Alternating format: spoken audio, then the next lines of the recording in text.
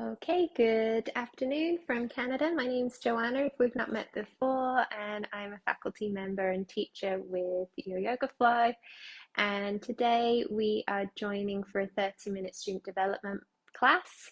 And today's class is on how to intentionally set a theme and then thread that theme throughout a class.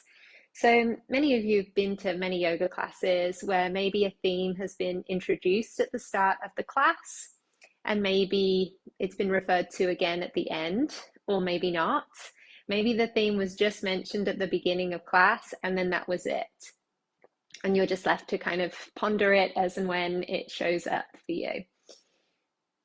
But when you create a theme, there is a way to intentionally take that theme throughout the entire class, and that can be through our use of asana, meditation, pranayama, mantra, the teachings we choose to share, and you can kind of sprinkle those in throughout the class so it has this really cohesive feel. So for today, I wanted us to tap into a couple of very common, popular themes for classes so that we can keep it simple and keep it relatable. And we are going to do an exercise that I often do, especially if it's a new theme that I'm teaching for the first time. And that's to create a bit of a brainstorm on the theme and all the aspects around that theme that I definitely know I want to include in the class. And then from there, we can start to kind of sequence out as where everything should be placed in a class. I find this way is a little more looser and freer than just actively writing every single portion of the class out line by line, because as we know, once we get into the class, things change. Maybe the class we've set is not going to work with the group that's shown up, so we have to act accordingly. So just having this brainstorm of ideas that you can pick and choose from as the class unfolds, I find is really beneficial, and it gets me off the notebook and more present to the students and the experience that we're in. So we'll just have a play. I've got the whiteboard here today so that I can kind of show you how I do it, and this might be something that you connect with or something that you want to take forward with you. It might be really useful for you as you plan your practicum or your first class, or it could be a really great idea to incorporate when you are teaching a workshop or retreat. So getting pen to paper and kind of just laying out everything that you know you want to include. So that being said, we're going to get into the theme of self-love. This is going to be at the center of our brainstorm. I'm hoping that you're going to be able to see this and that my writing is not too scratchy. Can we see that? I think that's okay. Okay, so self-love is our theme. Now, firstly, I just kind of throw ideas out there. So for me, self-love would include the teaching of ahimsa, non-violence towards self and others. So that would be a great starting point. I would also want to bring in teachings of compassion. Compassion towards self, compassion for the student in the pose in that moment. How might they adjust their mindset to acknowledge that what they're doing is enough and that they are worthy. I might also bring in the teaching of the heart chakra.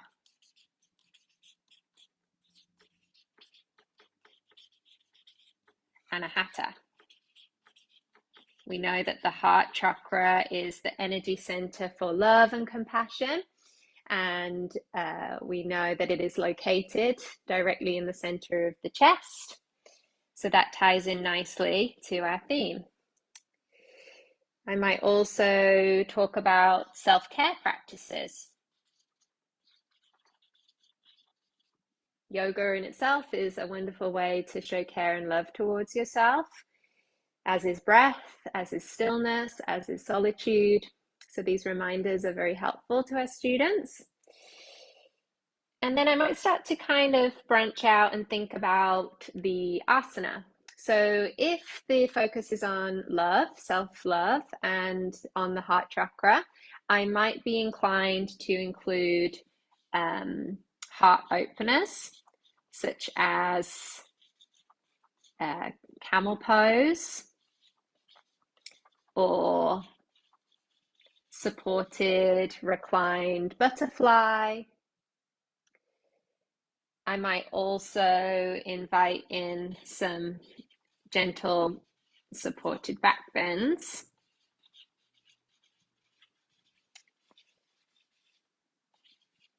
Other nice poses for this theme would be twists, because we know they are nourishing for the spine. Puppy pose, Anahata Asana, that's a lovely heart opener facing down to the floor. Sphinx pose offers that lovely opening through the collarbones and chest.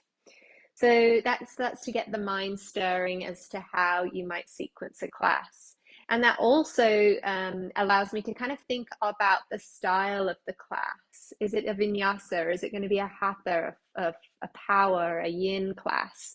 For me, with a theme like this, I would probably intentionally make it either a yin, restorative,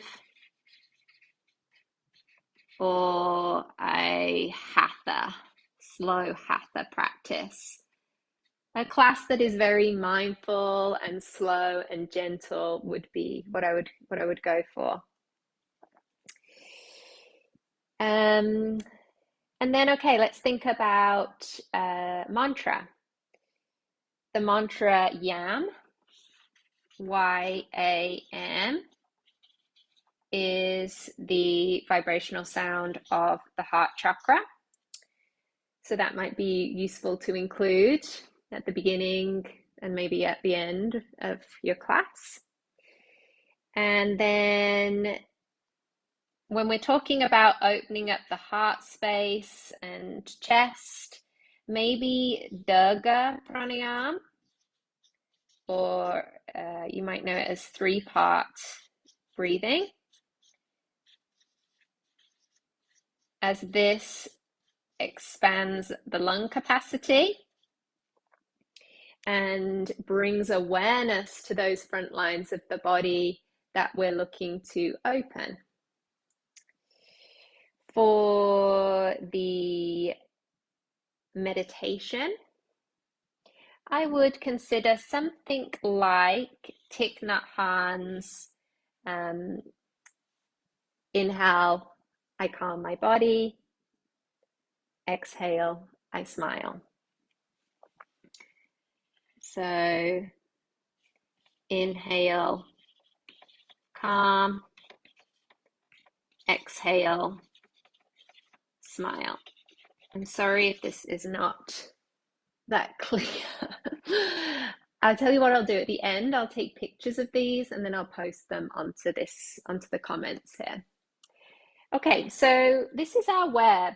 We've got the theme, we've got the pranayama, we've got the meditation, we've got the mantra, we've got the asana, we've got the teachings.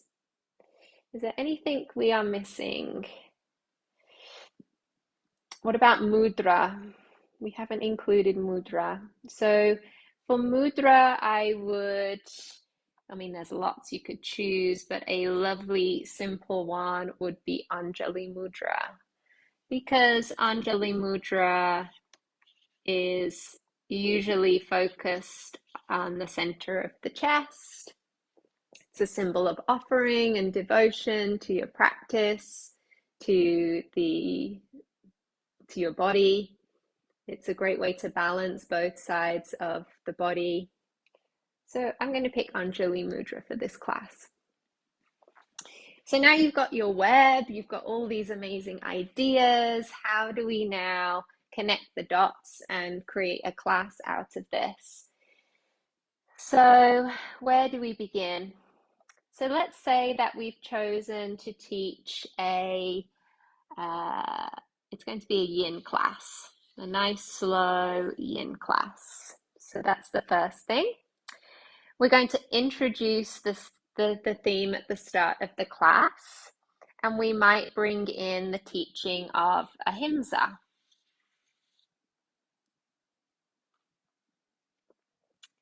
And then we might start to invite the students into first shape. And we might bring them into, say, a gentle heart opener. Maybe that's supported butterfly pose on their back. So we're moving into a little asana portion of class. And from there, in that heart opener, they might move into the Durga pranayama. So pranayama would be third. From there, you might bring back in a teaching.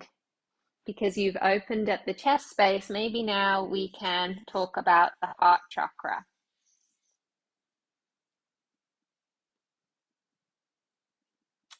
From here, we might then move into a little more asana.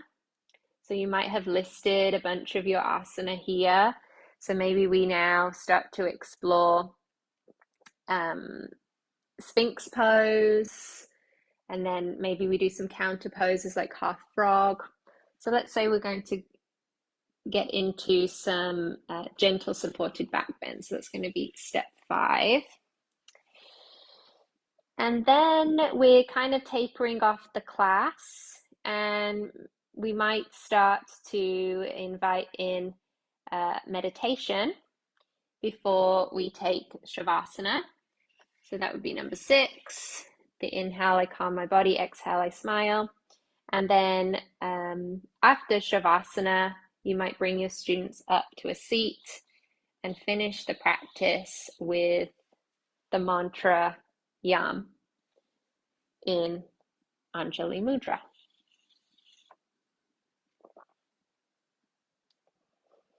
So I think we've pretty much covered everything that we had on the brainstorm. You'll see that ideas like compassion and self-care haven't got a number, but what I tend to find is that those reminders get weaved into your practice as you go along. So, you can remind a student, maybe you've brought them into camel pose, say, being compassionate to yourself in that challenging asana would be a reminder.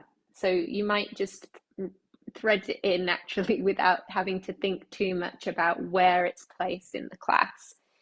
And the same with self-care. Perhaps as you introduce your theme of self-love, you could ask a rhetorical question about self-care. How do you care for yourself on a daily basis? How do you show yourself love? What rituals or practices do you have that help you to take care of yourself? So again, that's something that can be woven into the class quite effortlessly once you kind of start along this road, along this topic. It's also nice at the end of the class to kind of come back to the theme, of course, and maybe that's where you ask a rhetorical question that you leave your students with before they step off their mat. So you've gone through this whole heart opening, supportive, slow, tender practice. So your rhetorical question at the end might be, how might you now hold on to these benefits as you step into the rest of your day? What could you do to show yourself care and love as you step off your mat? And that then can be the ripple effect.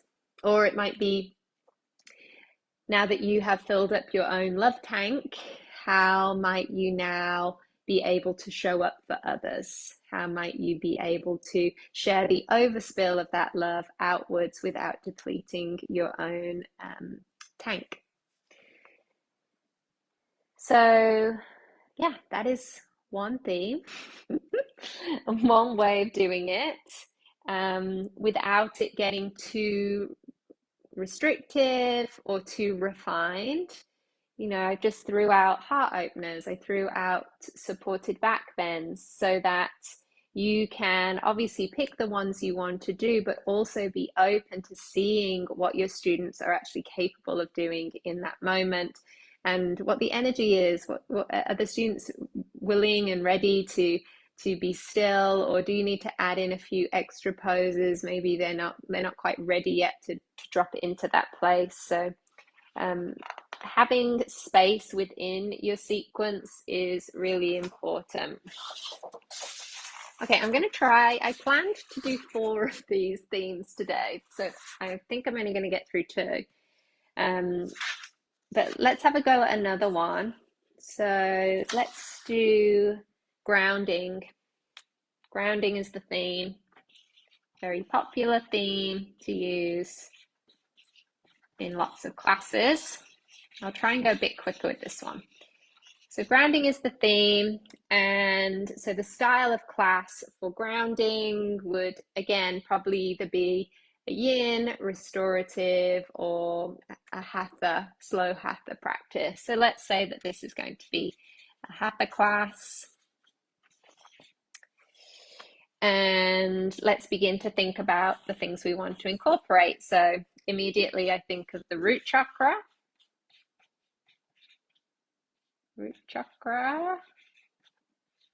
Muladhara,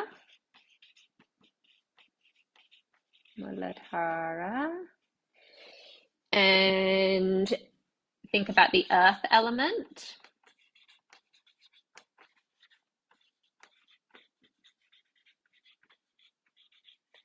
And ideas of stability.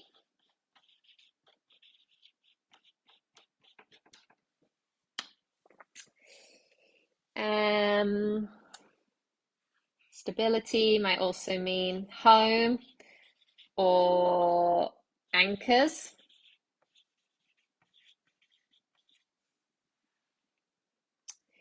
And then let's think about the asana. So asanas where the pelvis is in contact with the floor. In contact with the floor. So things like seated forward folds, seated butterfly, seated twists, poses where you are on your back, maybe in butterfly with the knees wide. Child's pose with the pelvis towards the heels. Easy pose, sitting in Sukhasana. Anything where pelvis can root down. You could also think about grounding through the hands and feet. So shapes like downward facing dog or a standing forward fold. Shapes where just the feet are grounding, like Tadasana, or some of the warriors, warrior 1, warrior 2. Anything where you have a solid base, solid foundation, you can really stabilize the body in shape. So pelvis in contact with the floor, or asana with hands and or feet to floor.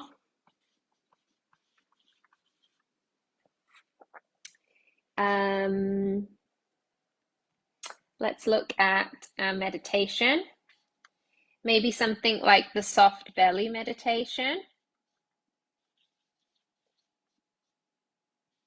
Soft belly. So inhale soft, exhale belly, because that's bringing awareness further down into the body, down into the space of the pelvis. A lovely choice for mantra for grounding would be Om, the vibrational sound of the universe. A nice option for pranayama would be Ujjayi. Ujjayi. That's a very grounding, even though it's a warming breath, it's a very grounding breath. And have I missed anything? We've got meditation, we've got pranayama, we've got mantra. Oh, we don't have mudra again. Mudra, I would use Gyan mudra with the palms facing down. Gyan mudra. Because that is grounding and anchoring for the body. Okay. So again, you've got all your ideas all laid out in front of you. Now, how would you piece it together while continuously using the theme throughout the class? So you would open with your theme. You would maybe talk about the root chakra, and that includes the earth element because the root chakra is governed by the earth element. So this would be 1 and 1. It's the same. While you're doing this, we could maybe be in Gyan Mudra, sitting in Sukhasana. You could come back to Gyan Mudra at the end of class as well. You might pose a question about the anchors in your own life or what feels like home to you. But these questions don't have to be asked all at the start of the class. They might be questions that you ask during the class. They're rhetorical questions. They're just giving the students something to think about while they're in pose. So I would put that maybe not quite yet. You might ask a question here, but I would probably wait until we've kind of got into some movement. So then I would probably go to pelvis in contact with the floor because that leads on nicely from sitting in Sukhasana. So we would do pelvis focused asana. And then as we are exploring that, I would introduce Ujjayi breath. And then I would move to asana involving grounding through the hands and feet as the practice starts to reach its peak. And then I would start to descend the practice. And this would be a nice time between 3, 4, and 5 is when I would be asking these questions. So I'm going to put this as 4 as well. 5, we are moving through a little more fluidity, and then we'll start to sort of taper the class down. Before we come to Shavasana, I would do meditation. So I'd do the soft belly meditation as 6, and then Shavasana. And then I would close the practice, coming back to the intention, coming back to the theme, and finishing with Om, and probably a rhetorical question for the students to go home with. And that is grounding.